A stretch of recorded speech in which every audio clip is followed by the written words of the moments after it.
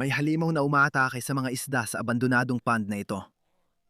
Alam ko ito dahil kamakailan lang maraming patay na isda rito at ang ilan ay may kagat pa. Ngayon, misyon kong hulihin at iligtas lahat ng isda rito. Gusto ko ring malaman kung anong halimaw na yon para mahuli at matanggal natin. Pero hindi ito magiging madali. Dahil hindi lang isa ang halimaw sa loob ng pond. Habang umuusad ang video, makakakita tayo ng ahas, dambuhalang pagong, delikadong isda, at mga aligator. Kailangan ko silang alisin para mailigtas ang mga isdang ito. Sinimulan ko na maghanap at agad may nahuli. Grabe, tingnan mo yan. Sobrang kadiri niyan. Grabe, Helen. May isda. Unang huli pala ngayon at may nakuha na agad tayo. Pero di ko alam kung ano to. Parang hito. Ang haba ng bigote niya. Ang astig. Ilagay natin sa cooler. Ibig sabihin lang nito, marami talagang isda sa lawa. Balikan natin at tingnan kung ano pa ang mahanap. Subukan natin ulit manghuli. Uy, may nararamdaman ako. Ano kaya yon? Grabe. Tingnan niyo to mga kaibigan. Ang laki ng red pike. Kung nagtataka kayo bakit may ganitong isda, dating backyard pond ito ng isang tao na matagal nang nilalagyan ng iba't ibang klaseng isda. Dahil hindi na nila kayang alagaan at may mga dambuhala sa lawa, ako na ang nagliligtas sa kanila. May video na kami dito kung saan nahuli namin ang astig na isda. Tingnan natin ngayon kung ano mahuhuli natin. Nagpatuli ako at mas naging kakaibang mga isda. O ano yun? Parang igat to. Yak. Tingin ko Asian swamp eel yan pero parang albino. Di ko pa to nakita dati mga tol.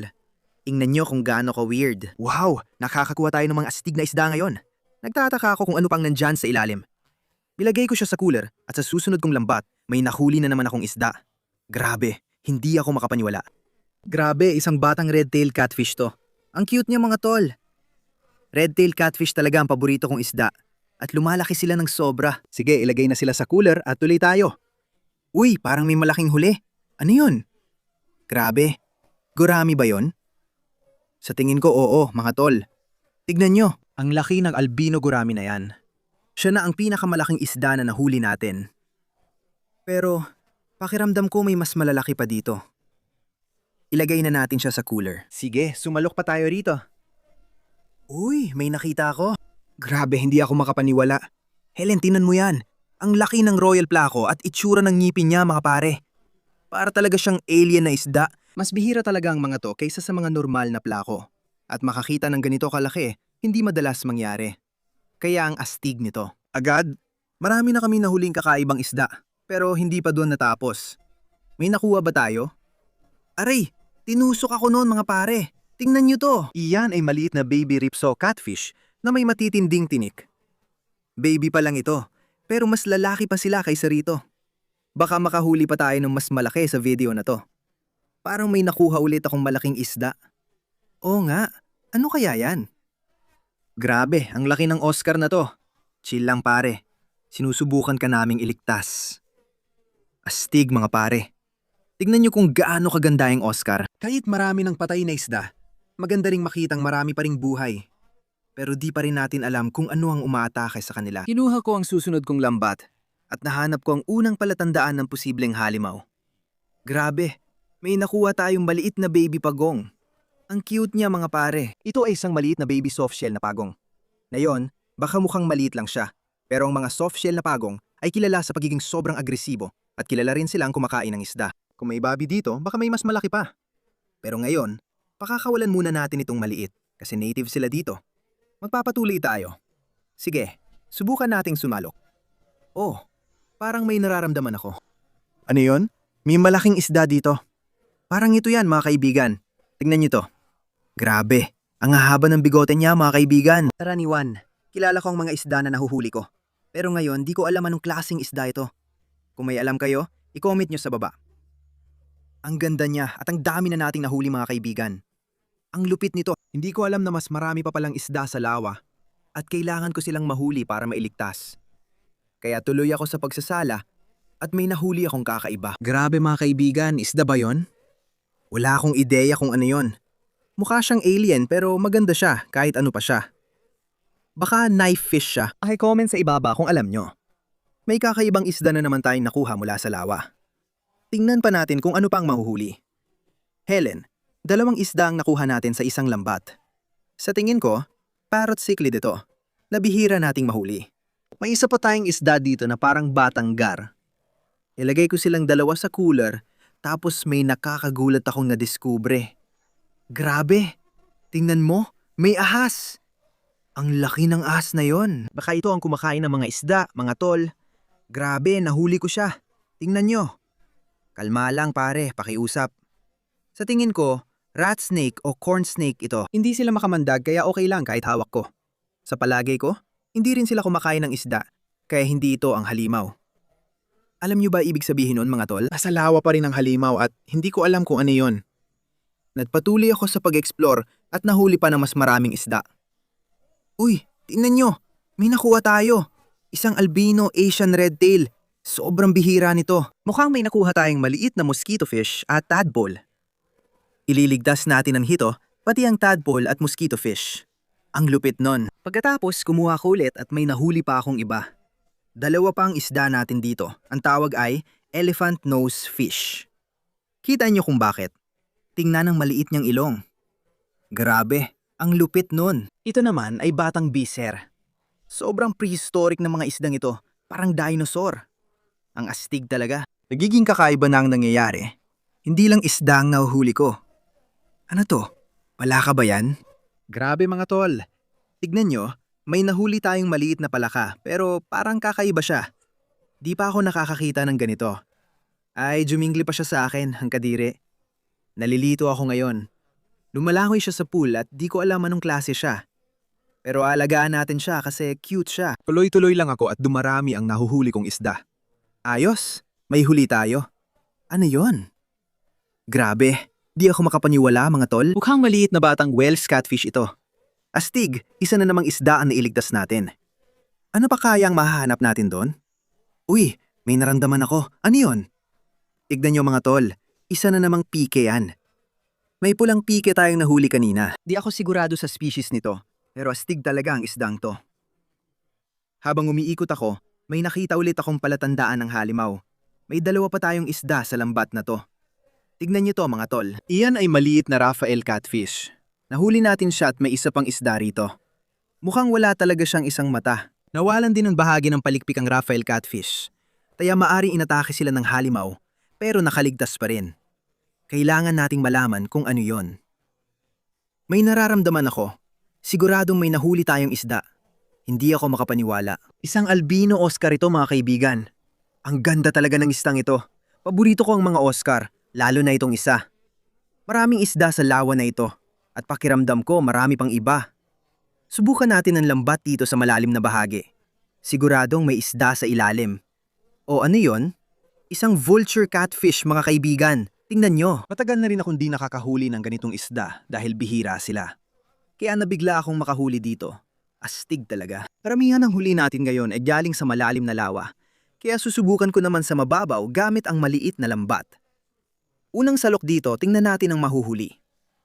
Uy, may nakita ako. Hindi ako makapaniwala. Ang taba ng goldfish na yan mga pare. Marami rin tayong nahuling mosquito fish. Pero tingnan nyo ang laki ng goldfish na to. Siguro pinakamalaki na nakita ko. Sige, tingnan pa natin ang mahuhuli. Uy, ano yun? May isda tayo sa lambat. Golden Sephirum yan mga pare. Ang ganda ng isda. Habang nagpapatuloy ako, lalong nagiging kakaiba ang mga nahuhuli kong isda. At may nahuhuli ako kada salok ng lambat. Helen, tingnan mo. May malaking isda tayo. Di ko alam anong klase pero ang astig ng itsura. Kamukha niya yung clown knightfish pero walang batik. Ang galing nun. Parang may 1,000 mosquito fish din sa lambat. Sobra talaga. Di ko na mabilang. Pero huwag kayong mag-alala mga pare. Sinisave natin ang maliliit na isda, ilalagay sa sariling timba, at papakawalan mamaya sa video. Sa ngayon, ilalagay muna ang misteryosong isda sa cooler at magpapatuloy tayo. Kumuha ako ng isa pang lambat at habang hinihila ko, napansin kong may malaki. Isang malaking pagong mga pare. Tingnan nyo. Anong ginagawa mo dyan? Paano ka napunta sa lawa? Mga pare, tingin ko napadpad lang siya dito. Hindi nilagay ng dating may-ari. Buti at nahuli natin siya. Ilalagay natin siya sa totoong lawa at magpapatuloy tayo. Tara, kukuha ulit tayo ng lambat. Ang daming isda at pagong sa mababaw na parte. Tingnan natin kung anong nakuha natin sa lambat na to. Oh, ano yun? Grabe, parang malaking bukol mga pare. Wala akong alam sa nahuli natin pero parang isda siya. Kung kilala mo to, mag-comment sa baba. May matutulis siyang tinik sa likod, ang astig. Oh, may nakita ako doon. Tara. Nakuha ba? Oo, nakuha. Tingnan mo, may malaking clown knightfish dito. Ang astig nun. Sandali, Helen, wag gagalaw. Tingnan mo to. Mudskipper ba yan? Oo nga mga pare, hindi ko agad napansin.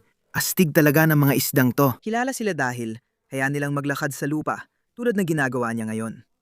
Tingnan mo yan, ang lupit nun. Siguro siya nang huling inaasahan kong mahuli dito sa pond na to. Ipinapakita lang yan mga pare na pwedeng may kung ano sa loob. Habang nagpapatuloy ako, lalong nagiging kakaiba ang mga nahuhuli kong isda. Uy, may malaking isda sa lambat. Uy, tingnan nyo to mga pare. Ang laki ng sinodontis na to. Siguro isa ito sa pinakamalaking nakita ko. Meron din tayong magandang maliit na Oscar. Kamukha nung mas malaking nahuli natin kanina. Grabe mga pare, dalawang astig na isda yan. Nagpatuloy ako sa paghahanap nang bigla akong may nakita na kakaiba. Ano yon? Grabe. Butiki ba yon? Ay grabe, tingnan nyo to. Ang tawag dito ay tiger salamander mga pare. At ang laki nito. Alam nyo ba mga to ay talagang likas sa Florida. Parang pagong sigurado kung galing lang siya sa kalapit na lawa. Ang astig nun. Nasagip ka namin. Ngayon, kahit nasagip natin yung butike, sa kasamaang palad, hindi ganoon ang mangyari sa sumunod naming nahuli. Oh, ano yan Helen? Tingnan mo, parang igat. Ano kaya yon? Ay nako, mga kaibigan, ropefish yan. Pero patay na siya, hindi gumagalaw. Kailangan nating magmadali dahil nauubos na ang oras. Kaya, mabilis akong bumalik sa lawa at nagsimulang manghuli ng isda sa kaliwat kanan. Ano yan mga kaibigan?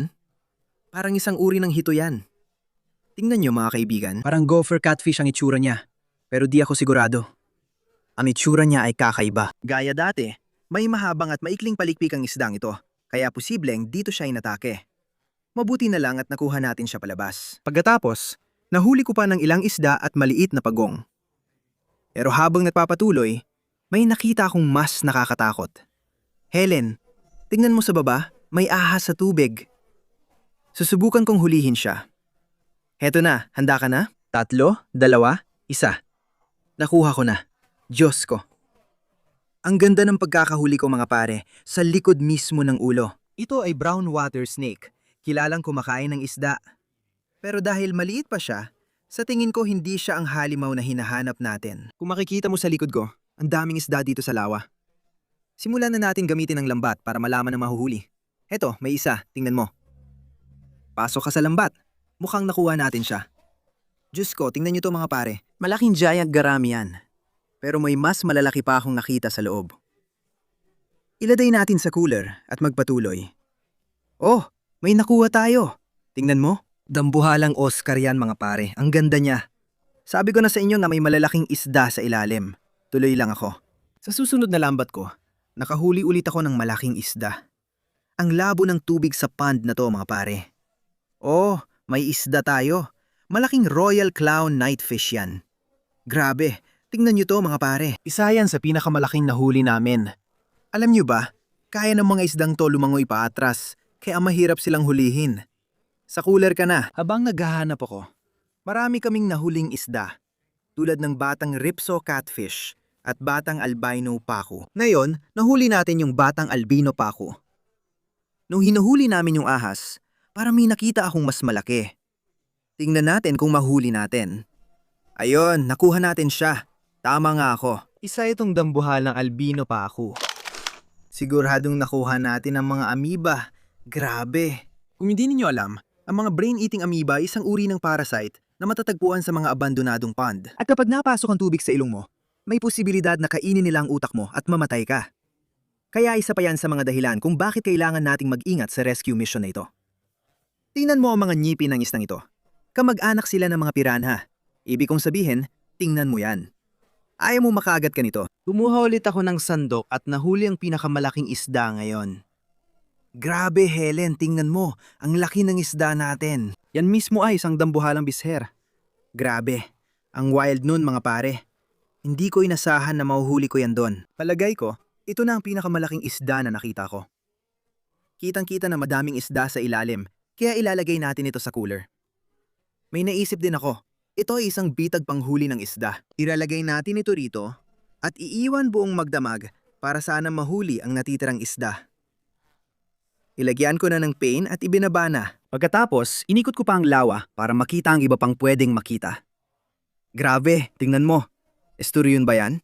Hindi ako makapaniwala. Mga tol, kakahila lang natin ang istoryon mula sa lawa na to. Ang astig nun. Sobrang bihira ng mga isdang to at ang tawag dito ay Diamondback Sturgeon. Isa ito sa pinakamahal na istoryon na makikita mo.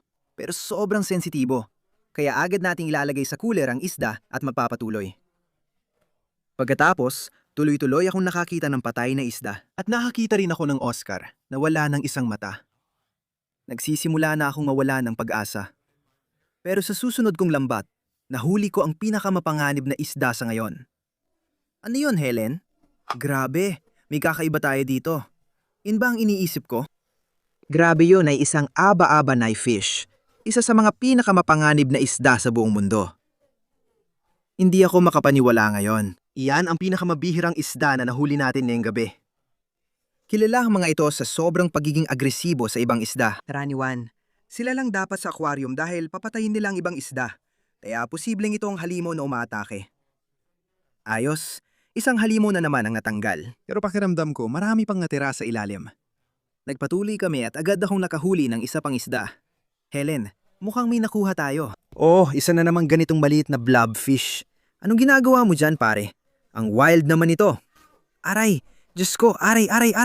Tinusok ako ng bagay na yon, guys. Hindi ko alam nun. Pero ang isdang ito pala isang freshwater lionfish. At sobrang makamandag sila. Mahinggat naming inilagay siya sa cooler at napatuloy sa paghahanap. Ang daming isda rito. May huli sa bawat lambat. Tingnan natin ang nakuha natin. Oh, may nahuli nga. Pero ano kaya ito? Hindi ko alam. Wow mga kaibigan, tulungan niyo ako malaman kung anong isda ito at i-comment sa ibaba. Kahit ano pa, ilalagay natin siya sa cooler. Astig ang itsura niya. Nagpatuloy kami sa pag-explore at naging kakaiba ang mga nangyayari. Oh, may nakita ako. Seryoso? Isa na namang maliit at matabang palaka. Grabe, ang ginagawa mo dyan sa loob, kaibigan? Uy, tinangkang kagatin ako. Kung anong klaseng palaka man ito, sa tingin ko talagang nabubuhay sila sa tubig kasi nahuli namin siya sa ilalim ng lawa. Ang wild nun. Grabe, may mudskipper. Hulihin mo! Sige, nakuha ko na. Aray, kinakagat ako ng palaka. Ano bang nangyayari? Kinakagat ako ng palaka at may mudskipper na tumatakas. Ang gulo na. Pero dumami ang nahuli namin at marami kaming isda sa bawat lambat. Sa tingin ko, nakahuli tayo ng albino na pleko. Tignan niyo yan mga pare. Ang ganda ng isdang yan. Uy, may iba pa sa loob. Tignan niyo. Grabe, isa pang pleko.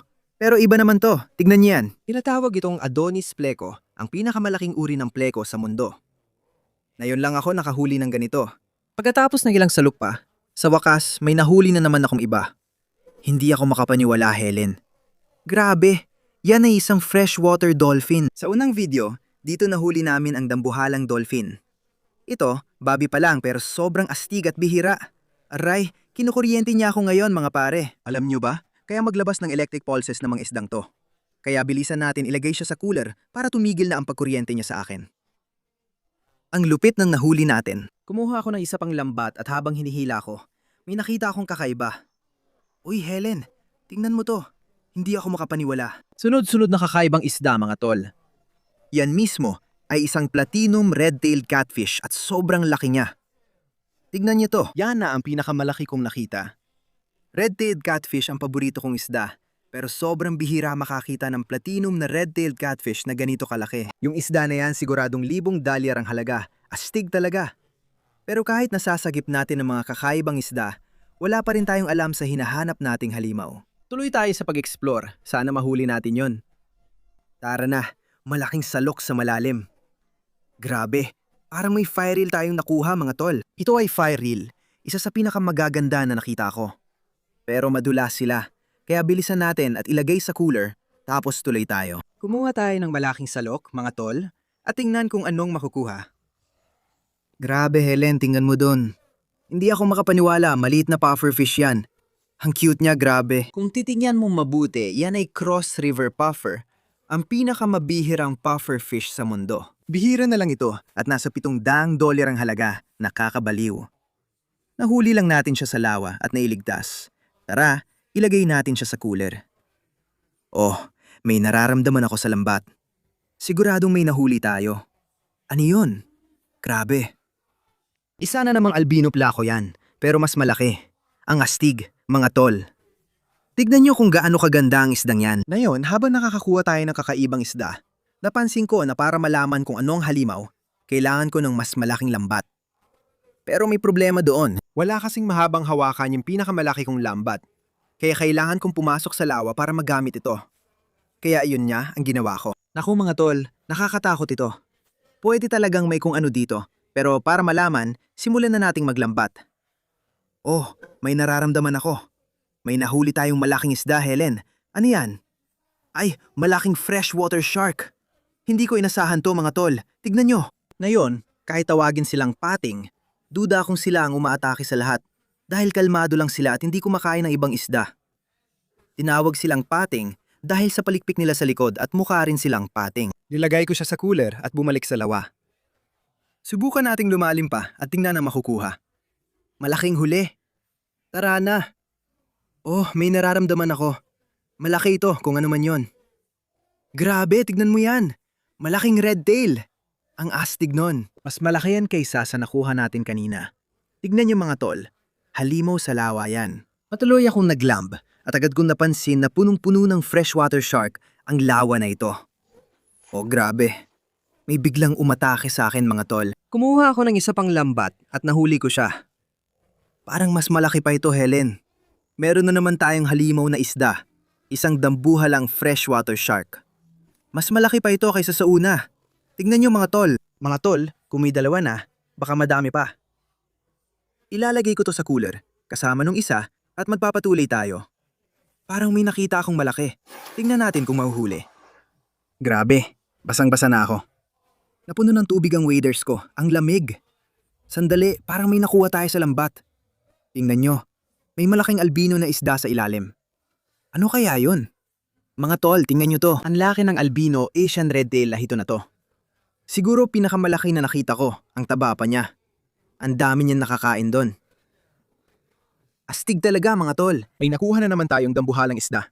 Ang dami nating nahuhuli sa malalim na parte. Kaya subukan naman natin maglambat dito sa mababaw at tingnan natin kung anong makukuha natin. Sige, tara. Malaking huli sana. Sige na, bigyan mo ako ng maganda. Grabe, puro putik ang nakuha natin dito. Pero iahon natin ito dito at tingnan kung may nakuha tayo. Grabe, hindi ako makapaniwala. Mga tol, may nakuha na naman tayong abanay fish. Ngayon lang ako nakakita ng ganito karami. Ang ganda ng isda mga tol. Mukhang hindi delikado pero delikado talaga. Nagpatuloy pa akong mag-explore. Sa susunod kong lambat, may nahuli akong malaki. Halika rito, mukhang isa na namang pating ito. Hindi ako makapaniwala. Pangatlo na natin ito at malaki rin mga tol. Tignan nyo, sa tingin ko, puno talaga ng pating ang pond na ito. Ngayon, pupunta ako sa pinakamalalim na bahagi para makita kung ano pa ang nabubuhay doon. Sa tingin ko, ito na ang pinakanakakatakot kong nagawa mga tol. Wala akong ideya kung ano nandito. Ang alam ko lang, agresibo ito. Inilubog kong lambat sa malalim na bahagi nang biglang may umatake. Grabe. Grabe. May napakalaking bagay na dumaan sa tabi ko. Madulas yon. Naiwan ko ang lambat ko. Ay, nakuha ko ng lambat. Ang bigat din pala. Mga pare, may posibilidad na kung ano man yung dumaan sa tabi ko kanina ay nasa lambat na natin ngayon. Sobrang bigat talaga. Ay grabe. Ano yon? Ito na ang pinakamalaking pagong na nakita ko. Ang bigat pa. Sa tingin ko, soft shell na pagong ito. Kaya tama ako nung nakita ko yung baby sa video kanina. Kaya kung may baby dito, posible talagang may mas malaki pa. Grabe. Hindi ako nagbibiro. Ito na ang pinakamalaking pagong na nakita ko. Sobrang agresibo ng mga to at kumakain ng isda. Kaya posibleng sila talaga ang halimaw na umaatake sa lahat. Tignan nyo kung gaano kalaki yan. Ay. Matutulis din ang mga kuko niya. Kinamot niya ako. Sige, ilalapag na lang kita. Hindi siya masaya. Grabe talaga to. Pagkahuli namin sa dambuhalang pagong, akala ko nakuha na namin ang halimaw. Pero sa pagbabalik ko sa lawa, may mas malaki pa pala sa ilalim. Bobby, lumabas ka agad. Bakit? Seryoso, lumabas ka na ngayon. Sumpa, may nakita akong buhaya. Ano? Buhaya? Nagbibiro ka ba? Saan mo nakita? Sa mga palumpong. Hindi pwede yan. Sana nakunan niyo sa camera, mga tol. Sabi ni Helen, may buhaya raw doon. Halos 1 oras akong nasa tubig. Pero mukhang di na ako babalik doon. Kailangan pa rin nating kunin lahat ng isda. Pero may naisip akong paraan. Dito may 2 akong bitag para sa isda. Isang maliit at isang malaki. Lalagyan natin pareho ng pay na tilapia at pababayaan natin silang nakababad sa lawa buong magdamag. Sana mahuli natin lahat ng natitira sa ilalim gamit ang mga bitag. Ilalagay ang maliit sa mababaw, ang malaki sa malalim. Maghihintay na lang tayo ngayon. Sige mga kaibigan, hating gabi na, kaya tingnan na natin ang 3 nating bitag kung may nahuli tayong halimaw. Simulan natin sa pinakamaliit na bitag ng isda, tapos dahan-dahan tayong lilipat sa pinakamalaki. Tara, hilahin natin at tingnan ang nahuli. May nakita ba tayo? Grabe, ang daming isda sa loob. Ang dami nating nahuli mga kaibigan. Buksan na natin ang pinto ng bitag. Tingnan nyo, may Asian swamp eel na naman tayo, ang astig. Ilagay natin sa timba. Marami pa dito mga kaibigan. Tingnan nyo itong maliit na Oscar. Ang ganda. May isa pa tayong albino pa ako dito. Grabe, ang dami talagang isda sa bitag na to. Kailangan nating magmadali. Ang dami kong hinuhugot na isda dito. May mali tayong Cynodontis, Electric Blue Acara, at Baby Oscar. Ibuhos na lang natin ang natitirang mga isda. Grabe, tingnan nyo to. May isa pa tayong maliit na Baby Mud Skipper. Ang astig nun mga tol. May nahuli tayong maliit na mud skipper sa bitag at mukhang may maliit tayong albino iridescent shark, ilang cichlids, isang Cynodontis at isang garame. Lupit mga tol! Ang dami nating huli sa unang fish trap. Ngayon, silipin natin ang pangalawa. Ano kaya ang makikita natin sa loob? Pakiusap, sana may nahuli tayo. Uy, tingnan mo. May isda na ako nakikita sa loob. Ang bigat ng bitag na to, ang dami nating nahuli. Tingnan mo. Wow! May nakuha tayong malaking royal pleco. Ano yan? Pangatlo na natin to ngayong gabi, ilalagay sa timba. May maliit na albino pa ako at gurami din. Ang lalaki ng isda dito, tingnan mo. Grabe, isa na namang malaking vulture catfish. Pangalawa na to ngayon, ilalagay natin sa timba. Tingnan nyo, maliit na freshwater shark yan. Ang daming isda, kailangan kong magmadali. Tingnan nyo to guys. Hindi ko alam anong klaseng catfish to, pero ang astig. Comment kayo kung ano to. Sa tingin ko may iba pang isda dito. Ayon, isa na namang malaking royal pleco. Tingnan nyo. Punong-puno ng ganitong isda ang pond na to. Binuhos ko ang laman ng fish trap at nakita ko ang baby frontosa at baby snapping turtle. Ang cute talaga nito guys, tingnan nyo. Yan ay baby snapping turtle. Yung iba naman ay tadpole at mosquito fish. Huwag mag-alala, ililigtas din natin sila. Ngayon guys, tingnan na natin ang ikatlo at huling fish trap. Ito na yung malaki. Kung may halimaw sa mga trap, dito yon. Tara na, grabe, sandali. May nararamdaman akong gumagalaw sa trap na yon. Parang malaki. Wala naman akong nakikita pero kinakabahan ako guys. Alam kong may gumagalaw sa loob. Oh, grabe. Hindi ako makapaniwala. Nakita niyo ba yon? May buhaya talaga sa trap. Grabe. Hindi ako makapaniwala guys. Nakakuha talaga tayo ng buhaya. Mag-ingat. Mag-ingat. Kailangan nating mag-ingat guys. Totoong buhaya ito. Kaya niyang kagatin at tanggalin ang kamay natin kung gugustuhin niya. Yan talagang halimaw na hinahanap natin sa buong video na to. At nakuha na natin siya. Grabe. Sinubukan niya akong kagatin doon. Nakita mo ba? Nakakatakot. Nasa pond lang ako kanina. Pwede niya akong atakihin. Sa tingin ko, alam na natin kung anong umaatake sa mga isda. Nakakalungkot lang dahil sa laki ng buhaya, malamang marami siyang isdang nilulunok nang hindi natin alam. Magandang balita. Nakuha na natin siya at maraming isda ang naligtas. Ngayon, pag-iisipan na lang natin ang susunod na gagawin sa kanya. Hindi madali dahil bawal sa batas hawakan ng alligator. Pero kailangan nilabas siya sa bitag at siguraduhin di na babalik sa lawa. Kaya may naisip akong paraan. Dinala ko siya sa sapa kung saan ko pinalaya ang softshell turtle at ginupit ang bitag gamit ang kutsilyo para makaalis siya mag-isa. Grabe mga kaibigan, ang lupit ng video na to. Ang dami nating nailigtas na isda At ang dami rin nating nahuling halimaw. Pero sigurado akong marami pang isda sa lawa. Kung gusto niyo bumalik ako at patuyuin ang lawa, mag-like lang sa baba. 100,000 likes at gagawin ko. Sa ngayon, magkita tayo sa susunod. Paalam!